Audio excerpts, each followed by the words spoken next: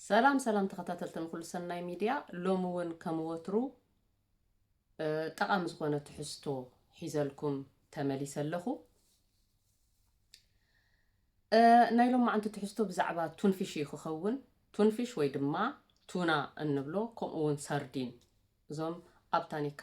ዕሹጋት ዝኾኑ ዓሳታት ማለት እዩ። ከምቲ ንፈልጦ እዞም ዓሳታት እዚኣቶም ንጥዕና ደቂ ሰብ ብጣዕሚ እዩ ጠቐምቲ።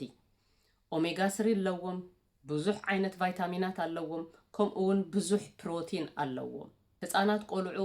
ከምኡ ሳርዲን ቱንፊሽ ክንምግቦም እንከለና ሓንጎሎም ብሪልያንቲ ዝኸውን፣ ፀጉሮም ብፅቡቅ ዝበቁል፣ ቆርበቶም ወዞም ፅቡቅ ዝኸውን፣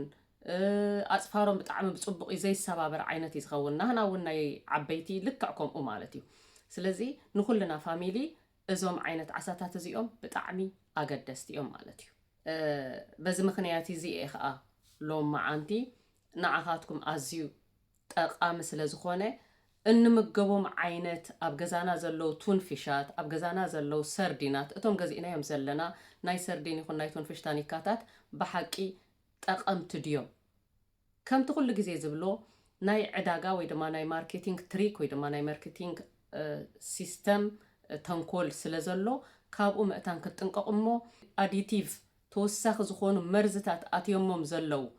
ዕዳግኦም ንኸፀብቁ ኢሎም ኣብ ሸልፍ ንኽፀንሓሎም ንኽሽየጠሎም ከይተበላሸወ ኢሎም እተፈላለዩ ተወሰኽቲ ንደቂ ሰባት ንጥዕናና ግን ጠቃሚ ዘይኮነ ኣዲቲቭ ነገራት ኣብኡ ስለ ዝውሰኾም ካብዚ ነገራት እዚ ከዓ ክትጥንቀቁ እሞ ኣየኖት ዓይነት ዓሳታት ወይ ድማኒ ቱንፊሻት ኢኹም መሪፅኩም ክትገዝኡ ዘለኩም ንኽትፈልጡ ኢለ ኤሎም መዓንቲ ነዚ ትሕዝቶ ሒዘልኩም መፅአ ዘለኹ ማለት እዩ። ከም እንፈልጦ ብዙሓት ዓይነት ማርክታት እዮም ዘለው። ኒክስ ወይ ድማ ኒክሰ ዝብልዎ ኣሎ፣ ከምኡ እውን ኬ ክላሲክ ናይ ካውፍላንድ፣ ድራይ ማስተር ናይ ኔቶ፣ ያ ናይ ሬቨ፣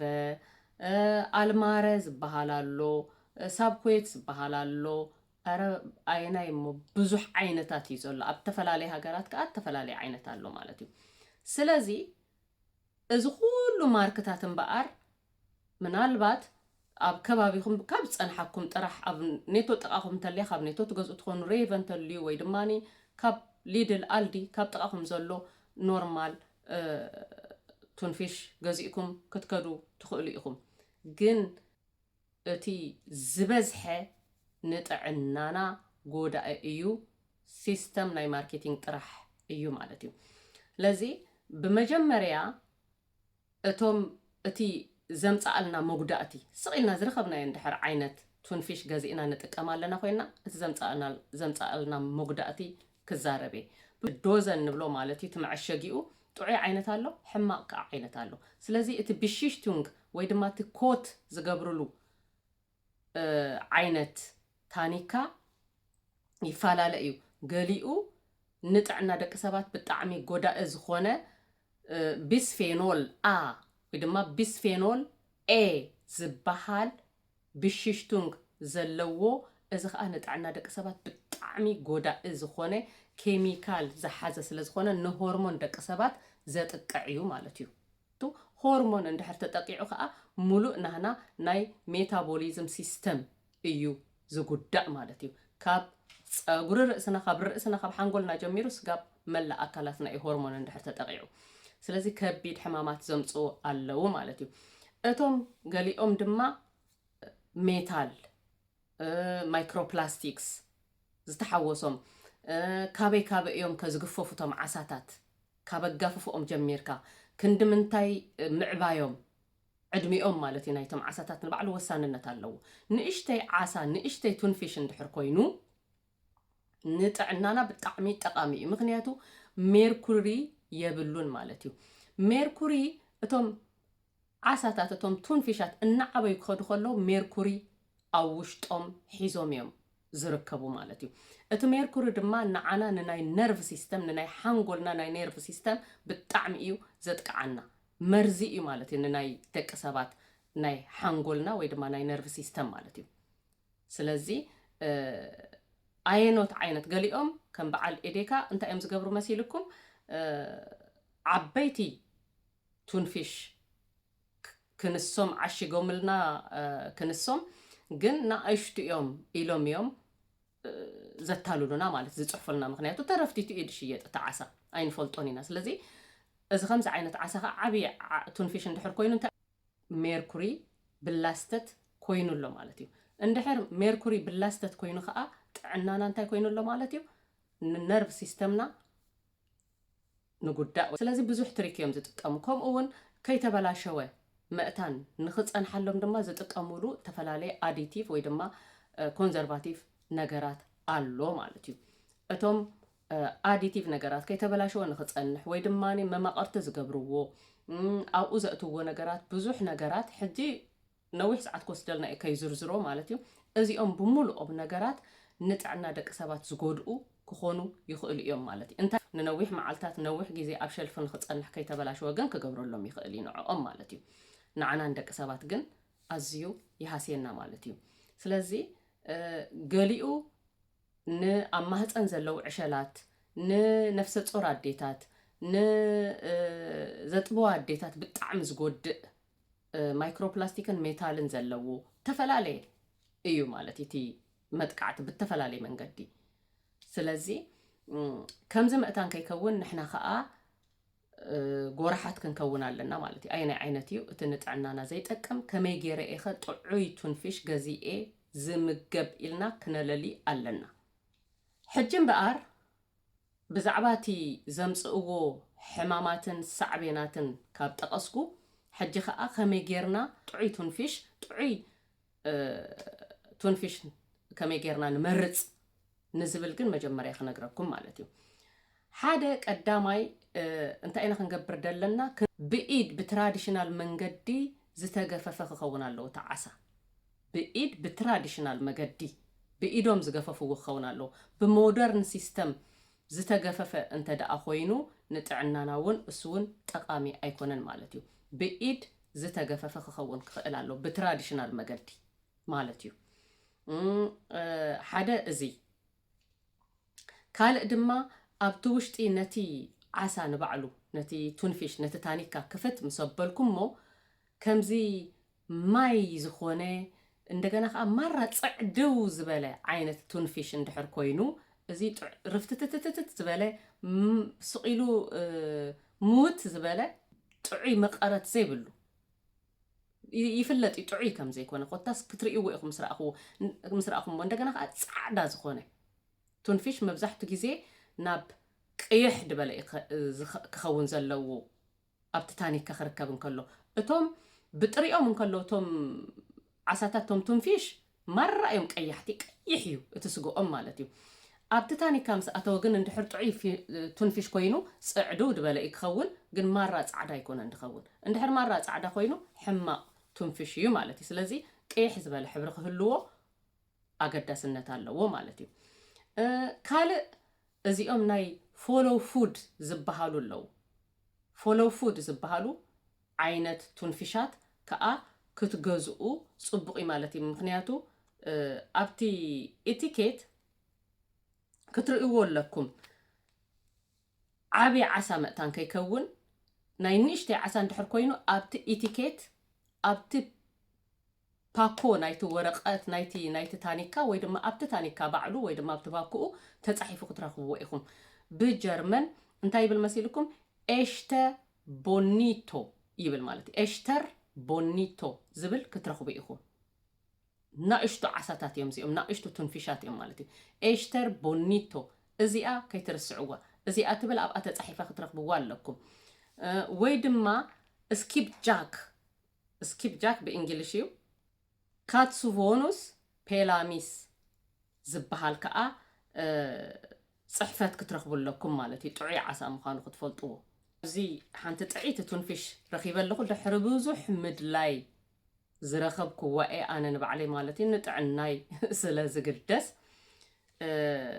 እዚኦም ናይ ፎሎ ፉድ ዝበሃሉ እዩ ኣብዚኣ ንህለትኩም እዚኣ ኣብዚ እንታይ ይብል ኣሎ ኣብዚ እንተ ደኣ ሪኢኹምሞ ኢን ኣይገነም ዛፍት ይብል ኣሎ ኢን ኣይገነም ዛፍት ማለት ብናቱ بناتو ماي بناتو بنايت عسا ماي زتجبره أوشتو كالق زيتي سانفلاور ويدما زونن بلومن ويدما راب سؤول ويدما قلمله بزيت زي كونه أوشتو بناتو زخونه زفت بناتو زخونه ماي طرح أبتوشتو مالتي እንደገና ከአ ፎን ሃንድ ግእንግልት እብላለሁ ፎን ሃንድ ብኢድ ዝተገፈፈ በትራዲሽናል መንገዲ እዩ እቲ ዓሳ ተገፊፉ ማለት እዩ ይብላለሁ እንደገና ከአ ናይዞም ፎሎ ፉድ ማለት እዩ ዚአር አይዋ ኤኮቴስቶን ኣብዚ ትርእይዎ ኣለኹም ዜር ጉድ ይብላለሁ ራእዮ እዚኣ እመኑኒ ምስ ረኣኹማ ምስ ገዛእኩማ ብጣዕሚ ጥዒቲ ንጥዕናኩም ዝጠቅም ቱንፊሽ እያ እመኑኒ ማለት እዩ እዚ ማለት እዩ እዚ ትባኮ እዘርእኩም ደለኹ እዚ ሕጂ እዚ ታኒካ እዚ እትናቱ ኮት ወይ ድማ ብሽሽቱንግ ጥዑይ እዩ እቲ ታኒካ ንባዕሉ ማለት እዩ ጥዑይ እዩ ምንም ዓይነት ኬሚካል ወይ ድማ ናብቲ ዓሳ ዝሓልፍ ሕማም ዘምጽእ ነገር የብሉን ማለት እዩ እንደገና ከአ ከምቲ ሕጂ ክነግረኩም ጽናሕካ እቲ ዓይነት ቱንፊሽ ከአ ኤሽተ ቦኒቶ እዩ ማለት እዩ ኤሽተ ቦኒቶ ማለት ተምና ኤሽቱ ቱንፊሽ ከምቲ ዝበልኩም ወይ ድማ በእንግሊሽ ስኪፕጃክ ኢልና ማለት እዩ ስኪፕጃክ ዝኾነ ዓሳ ማለት እዩ ከምዚ ጌርኩም ክትመርጹ ኣለኩም ኣብቲ ውሽጢ ምሰንበብኩም ሕጂ ናይዚ ኣብዚ እቲ ሱታተን ሊስተ ማለት ወይ ድማ እቲ ኢንግሪዲየንትስ ትሕዝቶ እንታይ እዩ ሒዙ ዘሎ 70 ሚኢታዊት ዓሳ ኤሽተ ቦኒቶ እዩ እንደገና ከአ 70 ሚኢታዊት ከአ ዓሳ ሒዙሎ ዝተረፈ ማይ ናቱ ጽማቕ ማለት እዩ ናይቲ ዓሳ ማይ እዩ ካልእ ዘይቲ ወዲ ዘይቲ ገለመለ ዘይብሉ ማለት እዩ ስለዚ ከምዚኣ ጥራሕ ካብዚ ወፃኢ ተወሳኺ ኣሮማ ተወሲኽዎ ተኾይኑ ገለመለ እተፈላለየ ካልእ ተወሳኺ ኢንግሪዲየንትስ ትሕዝቶታት ተወሲኽዎ እንድሕር ኮይኑ ኣይትጠቐሙሉ ጉሒፍኩም ምኺዱ ንገዛኹም ኣይትግዝእዎ እዚኣ ግን እዛ ትካል እዚኣ እመኑኒ ብጣዕሚ ናይዞም ፎሎ ፉድ ከምዛ ዝብለኩም ብኢድ ዝተገፈፈ እዩ እዚኣ ርኢኹም ግዝእዋ ኢኹም እዚኣ ጥዒቲ ረኺበለኹ ኣነ ማለት እዩ ሓደ እዚ እዚኣ ቤት ረኽብዎ ኣብ ኦርጋኒክ ዝኾኑ ሱፐርማርኬታት ኣብ በዓል ቢዮ ዝርከበሎም ቢዮ ወይ ድማ ኦርጋኒክ ኣልናቱራ ቢዮ ደንስ ዝበሃል ኣብኡ ትረኽብዎም ኢኹም እቶም ኣብ ካልእ ቦታታት ዘለኹም ድማ ኦርደር ጌርኩም ቤሽተለይን ዝብልዎ በዘናይ ዝዓዲ ክትጠልብዎ ትኽእሉ ኢኹም ማለት ኣዚዝኩም ክተምጽዎ ትኽእሉ ኢኹም ማለት እዩ ከምኡ እውን ልክዕ ከምዚ ሕጂ ዝነገርኩም ክራይቴርያታት ከማን ኣብቲ እንግሊዝ ዝዛረብሉ ዓዲ ዘለኹም ተደኣ ኮይንኩም እዚ ኤሽተ ቦኒቶ ወይ ድማኒ ስኪፕጃክ ዝብል ርኢኹም ትገዝኡ ማለት እዩ ካልእ ተወሳኺ ነገራት ዘይብሉ ብኢድ ከም ተገፈፈ ተጻርየለኩም ከምዚ ጌርኩም ገዚእኹም ክትጥቀሙ ብጣዕሚ እዚ ቱንፊሽን እዚ ሳርዲንን ብጣዕሚ ተኣፋፊ ስለ ዝኾነ ንጥዕና ደቂ ሰባት ብጣዕሚ ክትጥንቀቁለኩም ማለት እዩ እዚ ኩኤር ኮድ እዚ እንተ ደኣ ብቴሌፎንኩም ኣብኡ ኸይድኩም ስካን ጌርኩም ከዓ ካበይ ቦታ ኣበየናይ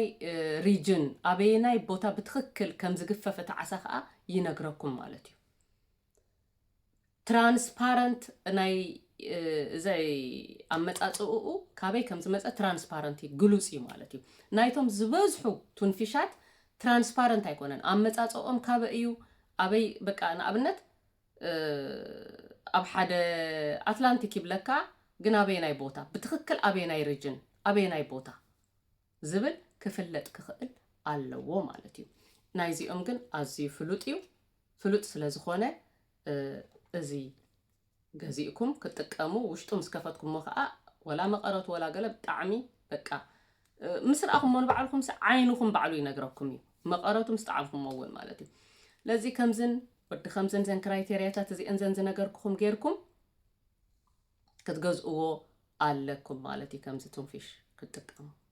ናይሎም መዓንቲ ትሕዝቶ ብዛዕባ ቱንፊሽ ነዚ ይመስል ነይሩ እንተ ደኣ ይጠቅም ኢልኩምሞ ናብ ብዙሓት ኣሕዋት ሼር እናገበርኩም ንሓድሕድና እንዳተጠቃቐምና እናተመሃርናን ጥዑይ መግቢ ክንምገብ ክንክእል ምእታን ንሓድሕድና ንተሓጋገዝ ክሳብ ኣብ ዝቕፅል ቪድዮ ብኻልእ ትሕዝቶ ንራኸብ ከዓ ሰላም ቀነ